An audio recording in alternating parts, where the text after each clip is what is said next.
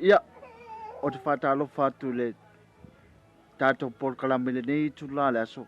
O le awhia while nei, whapena ona mawhātasi ma le tina ia Kirina Urutoa, whapena whaona watu lo na manatu i nisi o mata uporo tutupu i tono o tātou atunuu. Ai le ngata i leo le whaamai o le coronavirus, ma nisi lava mata upu e peona i tātou porkalame i le so. Ma o lau whisili mua le atu Kirina.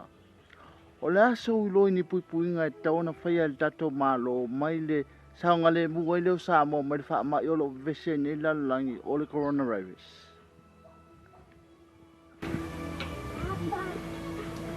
Ia māku iai le pēpea le pisiri wa kaina pisiri.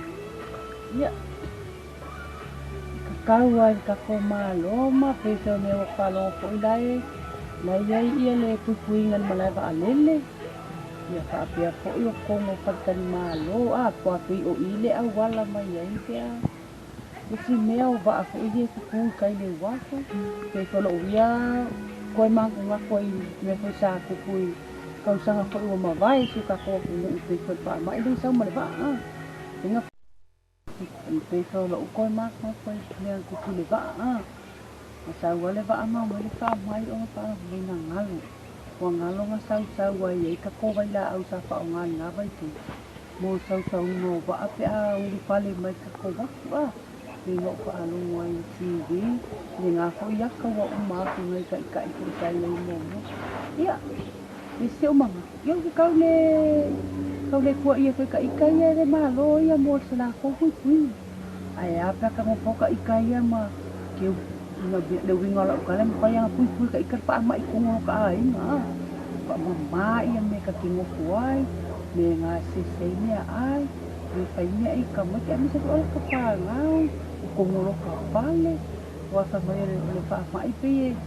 fia le la e ka iru pe sa o kala e pa ma e fia le fia le la pe le la e va na ke e pe le fia pa ma i de e va venga e se pa ma i a de la ka o e so mga ko na ku sai so ma ka si Fa fele tu langa le pu de ngam malu ali fai pu de. O le asa uloi, o le asa la to mata fai o e tona fai. Pea whaia o man wha mai le tonu la wa fio anga male tu malo.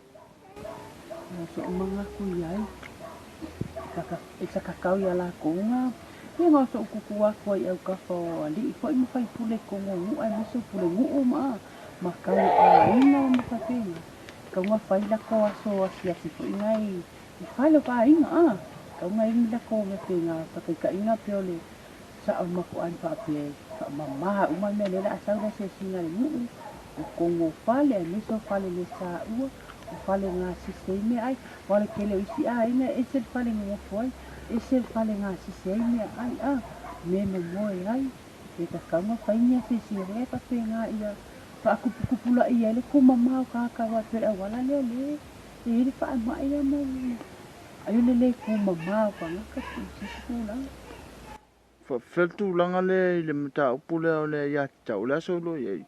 O le ale ta o le yata upo o le ai ata tau fo ile fa ade mana to tanga soifu. Ia lo ia a koe po le al koe nga pa lo ia mga koe ale nga pa nga pa ade so ka mga ko o se maka upo ka ngoi nga ko ka mo pai le pa ade so ka mga kula kaya kakau ka ke pai si pa makalanga po se so pe ke so so angira pa makalanga i tupu na ko yo misi mga ko nga isi ka nga ka lo pa nga so le ai ka ko po kalame ai me se fa ma yo lo ka ko no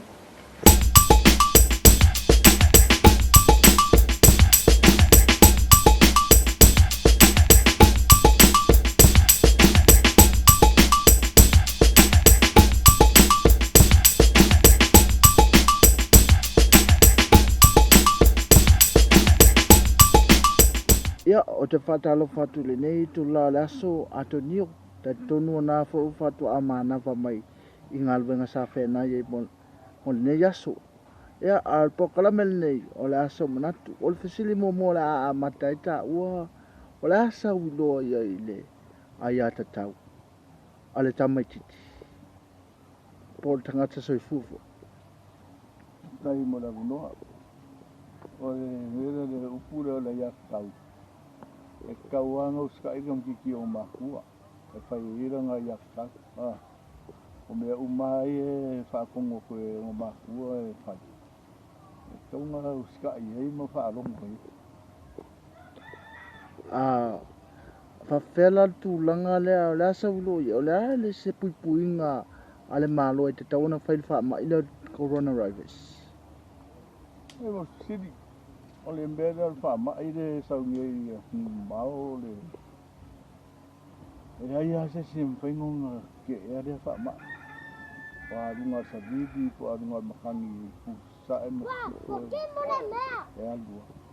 Wa kau kere do aku po sau mas pa mai makangi me. Ai ka ko pongi makalo e pui sa mo mai de fa ma. Dai as me fan sai de. Whawhela tūlanga lea o lea wa manu ni so talau tam whaini so awhio anga e whaian tūla whono ina ia pālota tasi lava tangata i le tu e tasi i lea sol whainga pāloka o lea sa wino ia. E te tau na whaile tūlanga pele e? Kere o ke era nga whainga tūla. E ku wa whainga pāloka e era ia tau o whangasa ila na sui pāloka. Ia wale lei, whawhitai mono wa wanoa atunuu. Ia, soifua ia.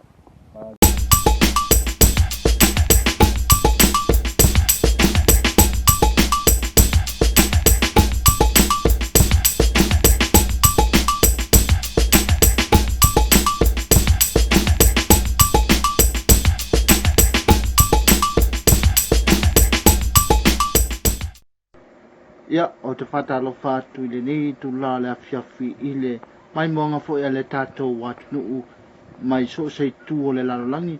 A le awhiawhi le nei whapena ana ma whaatasi ma se tasi o ta mai le awhiawanga nei.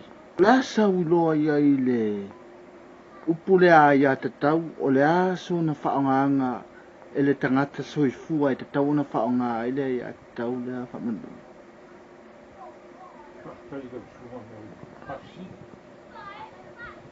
Ki loa e ua le mei mea leo se mea ua lepa.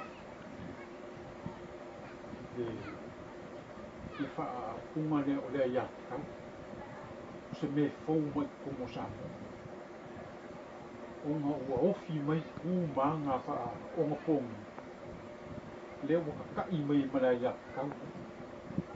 Ai ngā ola i whaana soifua mai tangata Samoa. Sa wha longoa i matu. Kōkua aua, pai langi koe pōra. A ngina talukal fōu ma le tūlai mai o le aiatau. I lo ula mangaku ma so ui loa i. E leo se me leanga le aiatau. Ka ua kere le aiatau langa o le. O le mangaku whaadia o kangaka e sau mai kongolonga loko. O langa aiatau ngā tau whaakini. Ai eiku langa e le kau ai o ngā whakau ngu ai lea aiatau. O atu langa le te manatu e le tau na whakau ngu ai le iakau. Ia, mō lousi la whia. O langa ni e le kau o ngā whaakingo ai lea iatau. O mele o le. O ku whawal ka mai kiki. O ku whawal ka mai kiki po alo po ni whangau o Samoa. Ulo le a fia makan. Ai I mengi o ke fong. Mengi o ke fong. O ku whawala ka makiki o ka kalalanga ia kau. E arua malang ke fong. O koe koe a le pepe ho le kua whangau mo i loa loke ke fong. A o ke I loa e au. O le whai koko a leo me leanga umare ia. O ke fong. A o ke fong I makua ka ua mao. O le ala sau fautuanga a vele atunuu I le atula. Ia. Pi o la ufau puanga ko ngale tomu a vele ku. Ua a koe ki li liungi e kua I le. I aina ko I e malanga mai whako. E le, o kele o ka maki e malanga mai. ele me fu e kami ele ko ma fu ke fu au nei ka ya ka ko ni Samoa so o pe ale lau tō whā urunge neo, o le asa ui loa i ai le, o le angi pui puinga po ni au wala e tauna whai al malo, e pui pui e le tato watu nu umai leo o mai o le wha mai le olo vevesi e ngili la langi o le coronavirus. ka kai mo fa si ki loa ka ua si mai ka ua fu ni pu ka la me ua su mai ai o lo manga fu ye i se kadi aku ni fa ma o lo ka ko ro ni le o ni si vai la au fo ni fa ai ko manga fu le le ai e kau o nga lava po ka la me fa la wi lo ale le malo awale pu winga i so fu malo no ya ai ba se o le vainga le ale al waf ya o le vainga mala vale le quarantine ya mo kwa le yo quarantine ma pe pu wi le ya le o mo yo ka ai o lau fau kuanga i o kamka fia te mlangai ngai wa lele wa alalu wa oloa me umai e wala mai e i vole le wa koe manga kuanga i wha mai le ka mai yoki le kasi valu o le maua leile te kausanga i wa koe ko manga kuei o le wa anga sau kaula le wafu le anga makua mawhakia ai le kunga e pela o so mga kunga ia ka aufia mea ngā uangi koe o mai ko awa o loa ma wa ame e kau ke ola i le whai ma le uru ma le kalo le ai mua hui me i lau whamua e kau si el soi ai aua me i o mai wha mai ke e mga me si isi skangi koe ke a suinga mahi e ma o le ase pito la au o tou nei e whaia to tonu anu. Le ase tau pito la au e kaunga whai inga e ma whai o ngā pui pui ai whai kako mai leo o mai o ngei wha mai wai leo se kiuke rea ngā o le malo o le kiuke o kako uma.